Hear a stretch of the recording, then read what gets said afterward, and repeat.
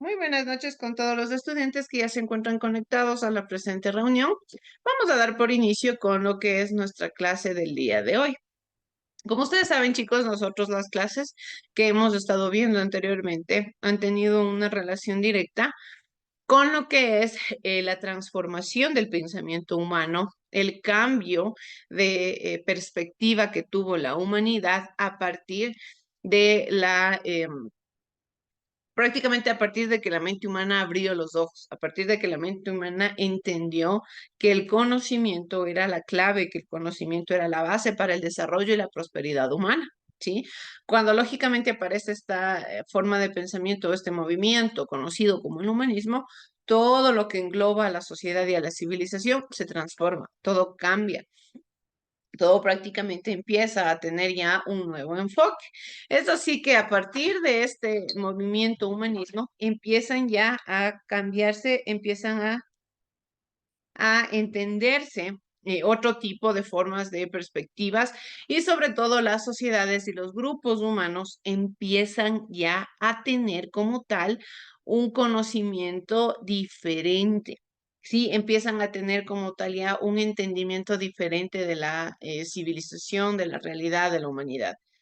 Es así que como lógicamente el humanismo, la ilustración, lo que fue también las formas religiosas, los pensamientos religiosos, cambian la perspectiva del entendimiento humano, empiezan ya las sociedades y las civilizaciones a comprender que es importante alzar la voz, que es importante ya no dejarse oprimir por otras sociedades o por grupos poderosos en este caso, ¿sí?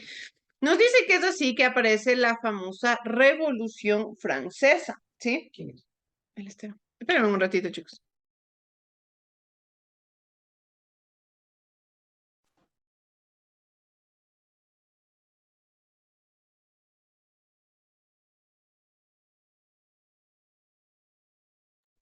Bien, es así que aparece lo que es la Revolución Francesa.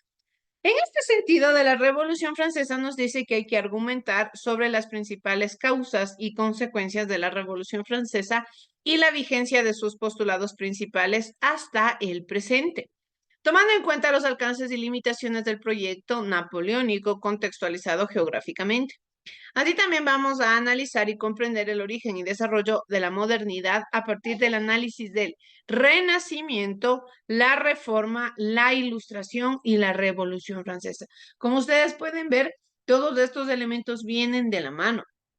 Todas estas temáticas vienen concatenadas unas con otras. ¿Por qué? Porque una situación, un suceso social da como resultado otro suceso nuevo, da como resultado otro elemento diferente dentro de la sociedad y también el proyecto napoleónico como punto de culminación y crisis de la modernidad.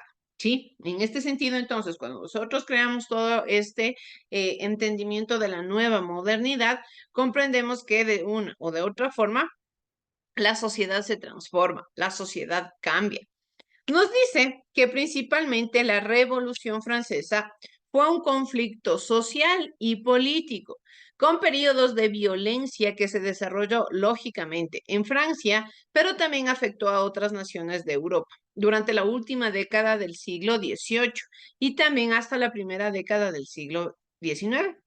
En este caso, la revolución enfrentó a partidarios y opositores, tanto burgueses y clase popular del antiguo régimen, ¿sí?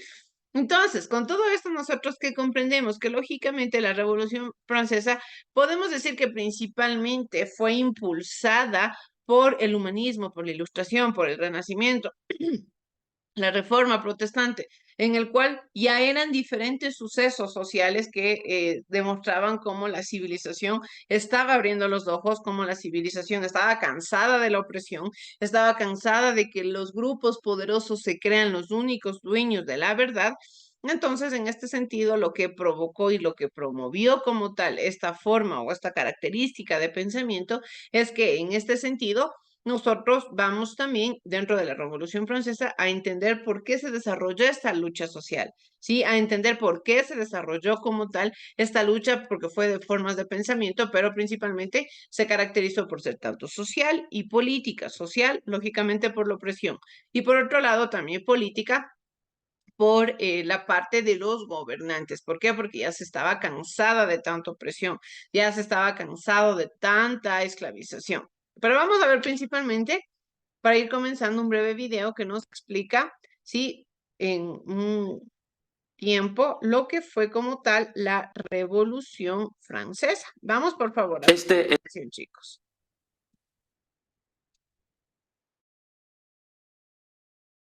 Este es Luis XVI, un rey absolutista, y como dice la palabra, tiene un poder casi absoluto. Te puede meter en la cárcel, te puede ascender a noble, te puede mandar al destierro o te puede decir que visites a su abogado. ¿Qué abogado? El que tengo aquí colgado. Puede hacer casi todo, menos subir impuestos, porque para subir los impuestos necesita el Parlamento, que en Francia se llama los Estados Generales. Y Luis XVI necesita dinero, mucho dinero, porque las guerras no son gratis. Y si quiere seguir dándole cera a los ingleses, necesita más dinero.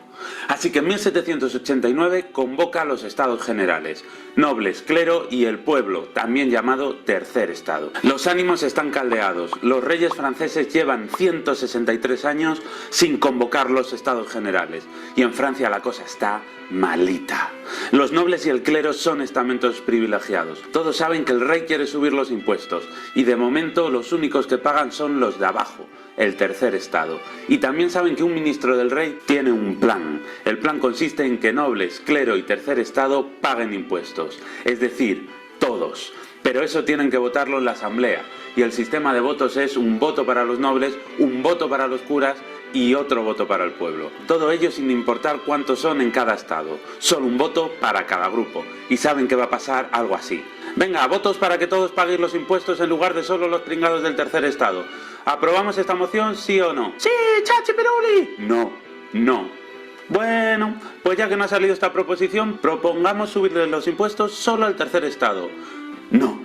Sí, sí. Así que el Tercer Estado propone cambiar el sistema de voto, que haya un voto por persona, pero no les hacen ni caso.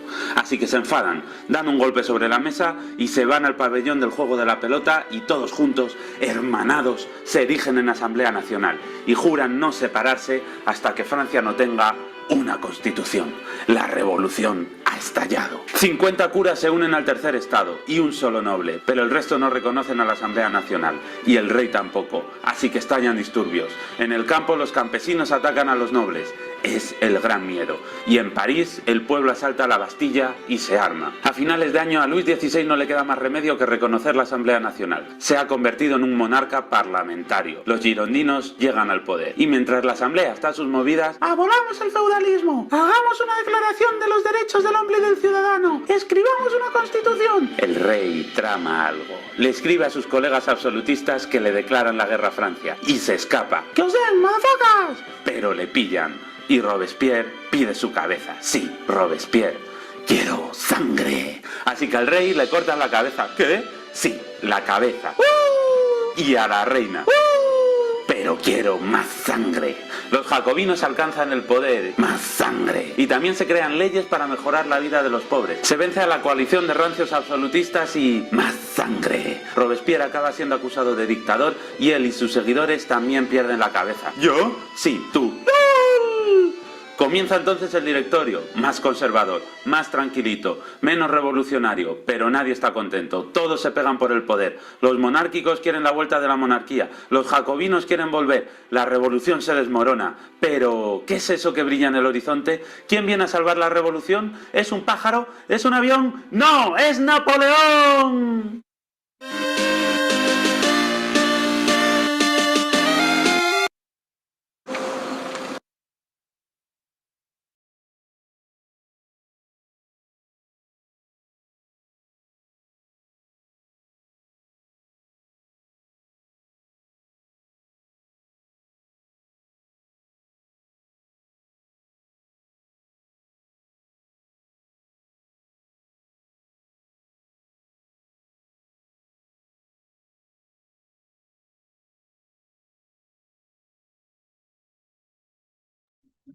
Bien, vamos entonces, es así que más o menos se nos ha dado ya un preámbulo, una apertura para comprender a qué se refirió como tal la Revolución Francesa. Nos dice que en el año de 1789, Francia era un estado gobernado por un rey absolutista, llamado Luis XVI. Cuando nosotros hablamos de un estado absolutista, nos referimos a que abarca, a que prácticamente socapa todo lo que nosotros conocemos como parte del estado, que de una o de otra manera nosotros entendemos a la realidad, al tipo de sociedad o al tipo de problemática que estaba sucediendo en la actualidad como un estado opresor, sí, como un estado esclavizador, porque era absolutista, es decir, que era el dueño de toda la verdad. En este caso, de igual manera, se referían a una sociedad estamental en la que la nobleza, el primer estado, y el clero, que era el segundo estado, seguían gozando de privilegios, a diferencia del tercer estado formado por la burguesía y las clases populares. Siempre que en la sociedad, siempre que en el espacio cotidiano nosotros encontremos desigualdad, tengan por seguro que va a existir en algún momento un fenómeno que haga que la sociedad explote, que haga que la sociedad ya no aguante más, que la sociedad se rebele ante las injusticias y lógicamente empiecen a producirse estas causas de revolución, que empiecen a producirse como tal enfrentamientos entre lo que es el Estado y entre lo que es la clase popular y la clase trabajadora, porque lamentablemente siempre la clase trabajadora es la que más oprimida ha estado, es la que más, como tal, acaparada dentro de un régimen absolutista se encuentra. Entonces, como lógicamente en este caso entendemos que existían más privilegios para los poderosos que para las clases populares, en este contexto empiezan a darse una serie de factores que facilitan el inicio de la revolución.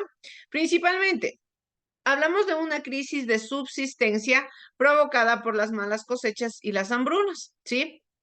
Ese fue el punto de partida. Existía hambruna, existía falta de alimento para la sociedad.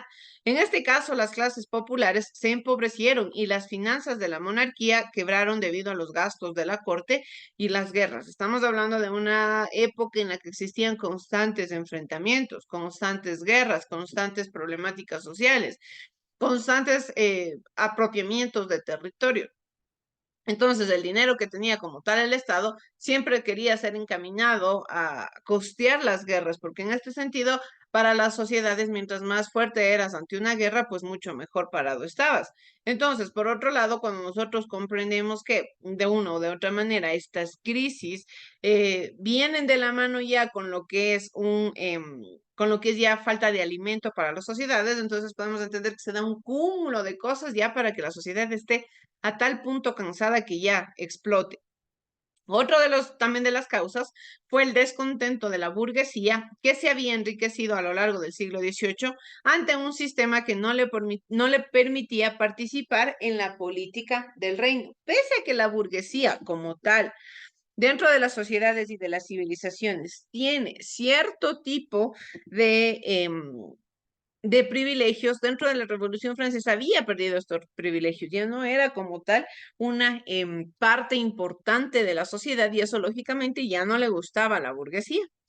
De igual manera, la difusión de las ideas ilustradas que fueron la base para las demandas de la burguesía. Las ideas ilustradas, ideas que venían de la mano del humanismo, ideas que venían encaminadas a decir que no, que lo que se quería era una sociedad libre de pensamiento, una sociedad que no sea oprimida, un humano dueño de sus propias decisiones, dueño de sus propios ideales, que nadie le diga qué hacer. Entonces, lógicamente, venía un elemento más, un aliciente más para poder propiciar una revolución. De igual manera, la reforma fiscal que intentó llevar a cabo la monarquía para salvar las finanzas del Estado. Fueron constantes causas, no es que de la noche a la mañana como tal Francia, la sociedad, civilización de Francia quiso armar una revolución y ya, porque sí, porque quiso. No, vino siendo parte de un conjunto de hechos, de un conjunto de sucesos que provocaron ya la molestia y el descontento de las sociedades. Una sociedad que se encuentra en paz, una sociedad que es escuchada, que sus derechos no se ven vulnerados, prácticamente se mantiene en paz y tranquila. Pero cuando ya empiezan a hacer los problemas demasiado fuertes, los problemas vienen a ser ya demasiados constantes, un cúmulo de cosas negativas para el conocimiento de la sociedad y de la realidad, entonces lógicamente ahí nosotros ya vemos lo que es el explote de la sociedad. Esta reforma principalmente que era creada con finalidades de las finanzas del Estado, prendía que las clases privilegiadas empezaran a pagar impuestos. Ante su negativa, el rey se vio obligado a convocar a los estados generales, hecho que desencadenó como tal la revolución. ¿Sí? ¿Qué quiere decir? Que ya no solamente se hablaba de molestias de las clases populares, ahora hasta las clases privilegiadas, como vieron que su economía se podía ver afectada, como vieron que ya ahora sí tenían que participar de de pagar sus impuestos, ya tenían que ser prácticamente como todos los pobladores de las sociedades, ya no les gustó la idea. Y en ese sentido, entonces, ahora sí, también participaron de la revolución. ¿Sí? ¿Cómo se maneja esto? Nosotros hablamos de lo que es un proceso revolucionario. Los estados generales se inauguraron en mayo de 1789. En ellos se votaba por estamentos, por lo que la nobleza y el clero reunían 2 votos contra uno del tercer estado. Sí, generalmente los poderosos se iban a unir y le dejaban solo al tercer estado. Este último reclamó el voto personal, es decir, un voto por persona. Ante la negativa, sus representantes se declararon en rebeldía y declararon su propia Asamblea Nacional Constituyente, que se dio el 20 de junio. Poco después comenzó una revuelta popular en apoyo a la asamblea. El 14 de julio, ante el temor a que las tropas reales intervinieran, los parisinos asaltaron la Bastilla, la prisión real.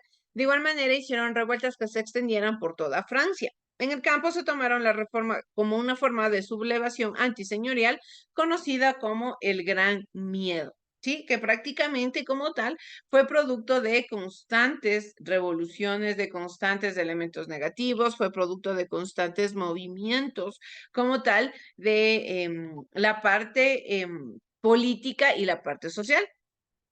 Es así que aparece lo que nosotros conocemos también como la Primera República.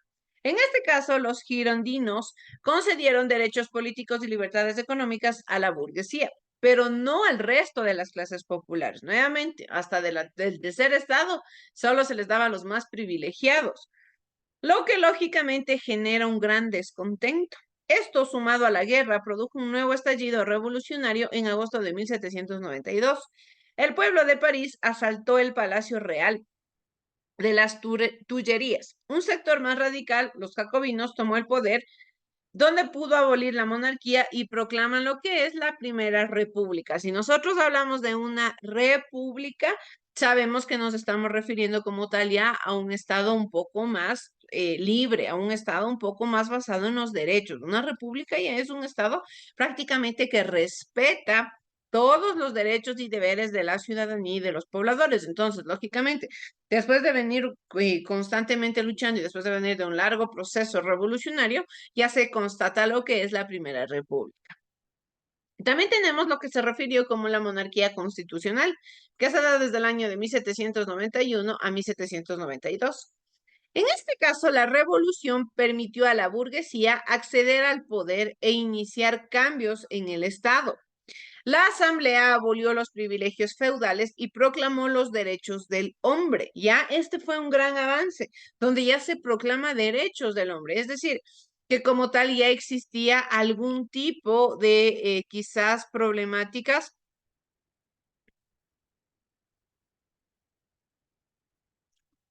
Bien, chicos, de pronto, si es que alguien tuvo algún problema, porque me escriben que se cortó un poco, quizás pudo haber sido por el internet, no se preocupen, chicos, que la clase está grabada y el momento en el que yo lo suba a la plataforma, ustedes pueden tener acceso de pronto si algo por ahí no se comprendió, ¿sí? Bien, en cuanto a esto, como les digo, dentro de lo que hablamos de la revolución, nos dice que permitió a la burguesía acceder al poder e iniciar cambios en el Estado. Ya la burguesía, que era como tal la parte más poderosa, la parte más privilegiada del tercer estado, porque dentro de la Revolución Francesa nosotros hablamos de tres estados. El primer estado, que era prácticamente el rey, el líder absolutista; el segundo estado, donde estaba lógicamente la nobleza y ciertos tipos de personas privilegiadas; y en el tercer estado, que se encontraba la burguesía y la clase popular. La burguesía como tal, que fue la clase un poco más privilegiada del tercer estado, ¿sí? Entonces, en este sentido, cuando ya la burguesía nuevamente empieza a tener cierto tipo de participación en la política, lo que buscan es empezar a abolir todo lo que eran los privilegios de las personas poderosas. Y sobre todo nos dice que ya proclaman los derechos del hombre, que este fue un elemento fundamental y que este fue un elemento importantísimo para él, un elemento importante para el desarrollo de la sociedad. Como les digo, veníamos de un continuo momento difícil para la civilización, veníamos de un momento bastante fuerte en el cual el hombre no tenía derechos, en el cual el hombre era esclavizado, tenía horas de trabajo demasiado fuertes, demasiado esclavizantes. Las cosas para el hombre, generalmente que no tenía privilegios, era demasiado complicado, era demasiado difícil tener una vida, tanto en lo económico, en lo social, en lo político. ¿Por qué? Porque no tenían derechos. En este caso nos dice que de igual manera en el año de 1791 se aprobó la Constitución, que establecía la separación de poderes y sobre todo la soberanía nacional, ¿sí?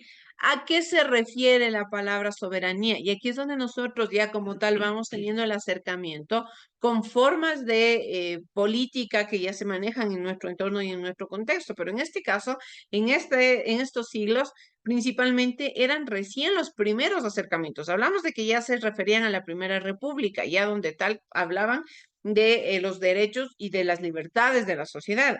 Y aquí ya nos dice que se estableció lo que es la soberanía nacional. Cuando hablamos de que un país o de que una sociedad es soberana, cuando el poder emana de la nación, no de un rey absolutista, no que el rey hace y deshace a su antojo dentro de la sociedad, no, sino que como tal el poder emana de la nación, ¿sí? La nación es la que se hace escuchar, la nación en su conjunto es la que toma decisiones. Entonces la soberanía era prácticamente alcanzar el mejor, era prácticamente el alcance más fuerte que podían tener dentro de este año.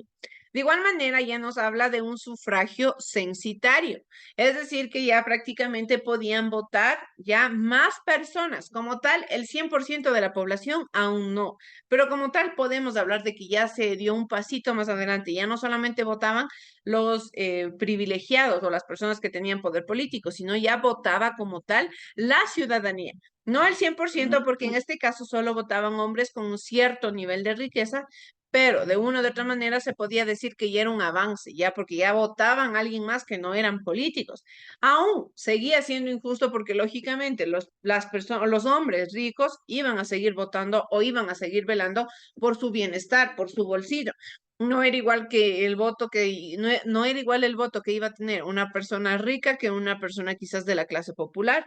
Entonces, lógicamente, es en este caso que, bueno, ya se logra aprobar por último el voto censitario, que es decir, que ya extienden un poco más el escuchar a más personas.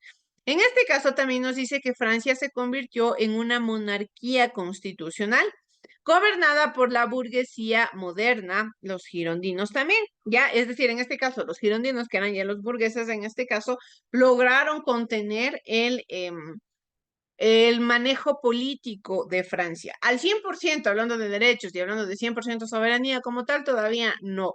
¿Por qué? Porque también seguían velándose por el bienestar de ellos mismos, pero en este caso, como les digo, hubo un avance. Además, en este caso también nos dice que hasta el año de 1792, el nuevo régimen moderado tuvo que luchar contra la oposición de la nobleza y el clero y de la propia monarquía. Lógicamente, porque no les convenía ni al clero ni a la nobleza dejar sus privilegios, no les convenía dejar de tener el poder, porque lógicamente cuando estaban en el poder, cuando tomaban las decisiones, hacían y deshacían a su antojo con las normas, hacían y deshacían a su antojo con las políticas. Entonces, lógicamente, ellos tenían el control total, tenían el control absolutista y esto ya no les convenía cuando la burguesía empezó a quitarles sus privilegios. Entonces, era obvio que constantemente iban a existir enfrentamientos, que la nobleza y el clero iban a querer nuevamente luchar por estar en el poder. Además, Austria y Prusia iniciaron una guerra contra Francia para poder frenar la revolución. Es decir, como tal, se quería frenar este ideal de prosperidad. Aquí aparece lo que nosotros conocemos como la famosa convención. La nueva Asamblea o Convención Nacional redactó una nueva constitución que introducía el sufragio universal, pero universal masculino. Hablamos de una época en la cual las mujeres todavía no tenían importancia. Las mujeres todavía no tenían como tal importancia dentro de la sociedad y dentro de la civilización, sino solamente los hombres. Los hombres eran los que tomaban las decisiones, los hombres eran los que tomaban prácticamente las riendas, tanto en la política, tanto en lo social, tanto en lo económico. El hombre era el eje principal del entorno, ¿sí? Tanto como les digo, en la sociedad como también desde los hogares. Por eso es que las mujeres como tal tenían que regirse a lo que el hombre de la casa decía. Si el hombre de la casa tomaba la decisión, pues entonces la mujer se regía a eso. ¿Ya? En este caso, cuando se promueve el sufragio universal, hablamos de que ya podían votar todos los varones. Todos, absolutamente todos los varones podían tomar una decisión. De igual manera, empiezan ya a promoverse lo que son leyes sociales, como el control de precios y el seguro para los pobres.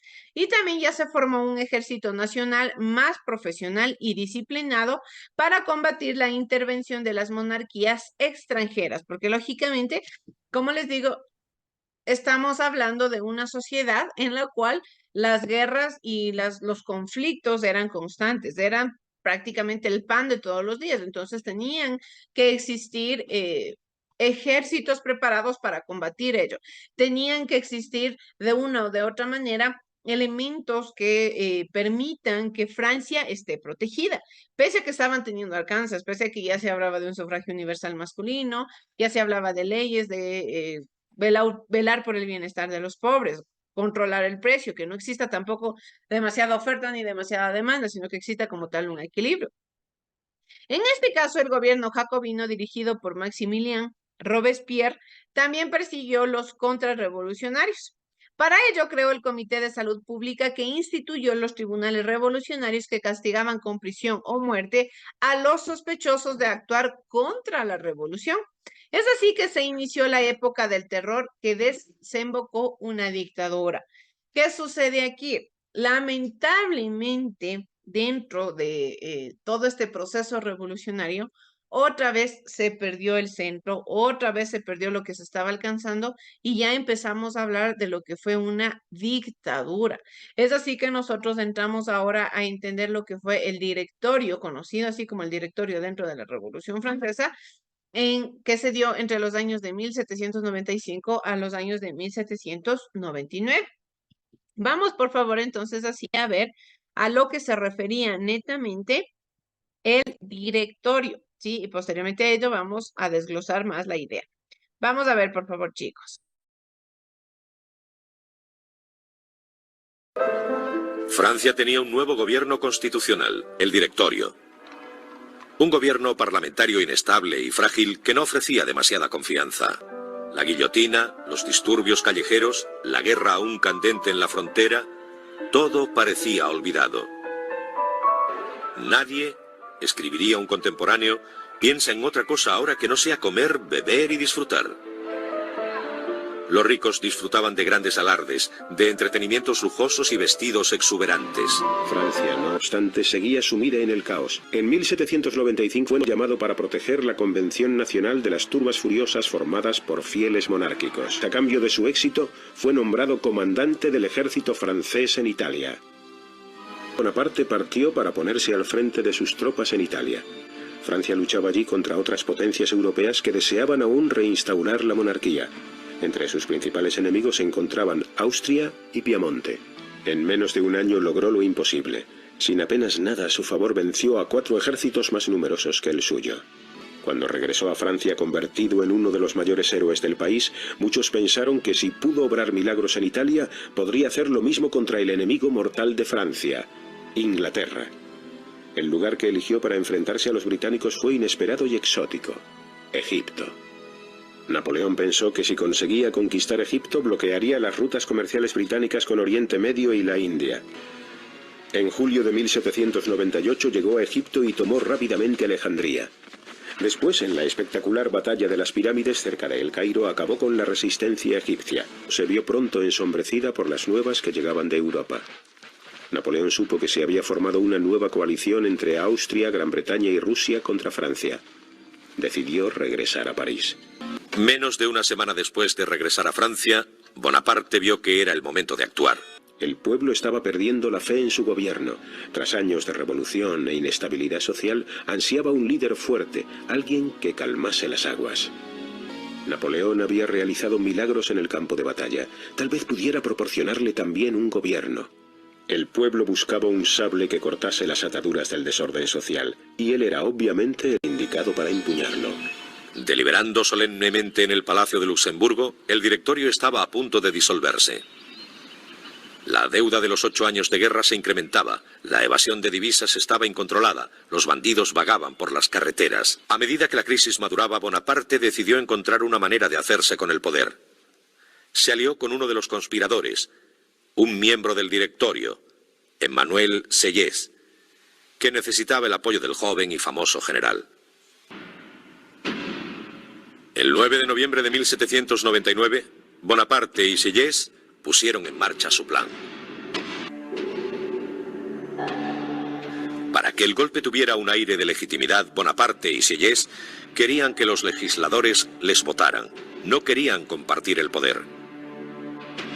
Bonaparte contó con la ayuda de su hermano Lucien, que había sido elegido presidente de la Cámara Baja de la legislatura como resultado de la popularidad de su hermano.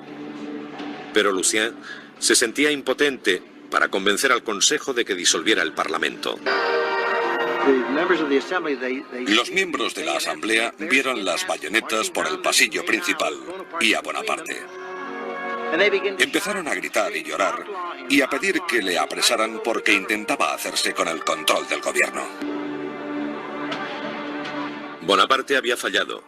El golpe parecía perdido. Su oportunidad de conseguir el poder había terminado. Cuando algunos de sus soldados empezaban a dudar de las intenciones de su general, su hermano Lucien tomó el control de la caótica situación. Lucien vio que su hermano iba a perder su oportunidad. Hizo que sonaran los tambores. Sacó su espada, caminó hacia él, colocó la punta de su acero contra el pecho de Napoleón y dijo: «Creedme, soldados de Francia, si Napoleón aspirara a tomar el control del gobierno para ser dictador, yo le mataría con mi espada».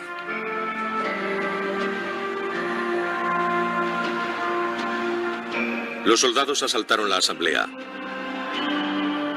Los legisladores acobardados huyeron. Algunos saltaron sin ningún pudor por las ventanas.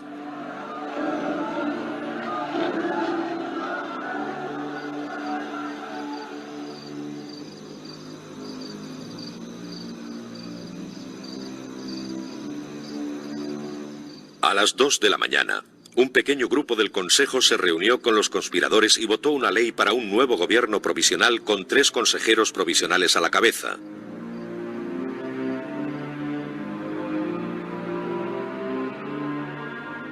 Bonaparte era uno de ellos.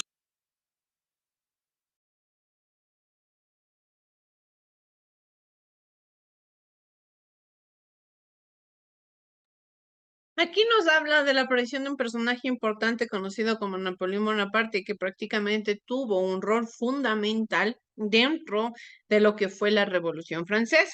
En este caso, hablando de lo que fue el Directorio, la época de terror, la época de más crisis que se vivió en Francia.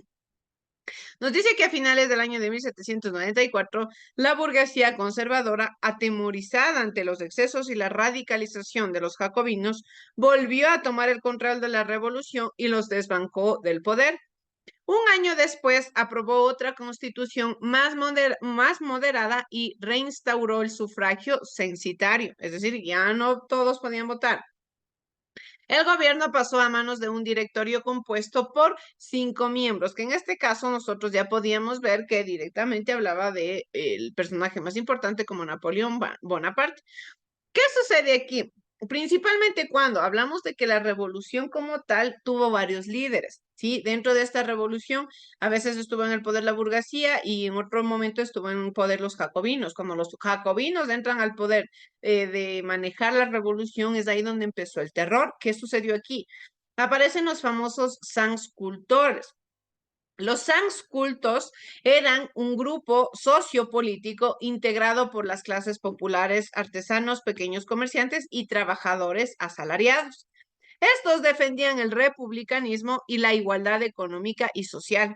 Asimismo, fueron protagonistas de la revolución y dieron un impulso decisivo a su radicalización a raíz de la revuelta popular de agosto de 1792 que dio paso a la Convención Nacional. Se llamaban así por llevar pantalones en vez de calzón, típico de las clases acomodadas. También eran característicos con su gorro frigio que simboliza la libertad. Es así que promueven una época de terror. Durante la convención, el Comité de Salud Pública condenó a la guillotina a los sospechosos de ser contrarrevolucionarios, es decir, a la gente que como tal estaba en contra de la revolución, tenía que ser directamente matado. Las sentencias eran inapelables y se ejecutaban al momento. La guillotina funcionaba a diario y desde el verano de 1793 hasta el otoño de 1794 fueron ejecutadas entre 16,000 y 17,000 personas. Hablamos de una cantidad exagerada de gente que murió netamente por tener ideales contrarios a la revolución. Entre los guillotinados estuvieron el rey Luis XVI, su mujer María Antonieta, políticos girondinos y miembros de la nobleza y el clero. Tras una reacción de la burguesía moderna, se puso fin al terror. Lógicamente vemos que los personajes privilegiados, los personajes poderosos, los personajes que tenían algún grado de relevancia e importancia fueron los que fueron directamente destinados a la guillotina. Nosotros no podemos olvidarnos, y esto es algo característico, que el lema que se manejó en la Revolución Francesa era libertad, fraternidad e igualdad. Sí, generalmente esto se lo hacía en otro idioma como tal, que nos dice, hablamos sobre la liberté, igualité y la fraternité. Sí, prácticamente así era el lema que manejaba la revolución. Era el ideal, era prácticamente como tal el principal promotor y el principal entendimiento que manejaba la revolución. No pensaban en otra cosa que no sea igualdad, fraternidad y libertad, ¿sí? Las 3 palabras que manejaron la revolución. Es así que nosotros también entendemos que cierto tipo de revoluciones tienen consecuencias. No vamos a conseguir o a pensar que en algún momento un tipo de enfrentamiento no va a tener consecuencias, tanto en el sector como también en sectores aledaños, también como en sectores que se manejaban alrededor de ello. En este caso, principalmente, tuvieron lugar cambios políticos.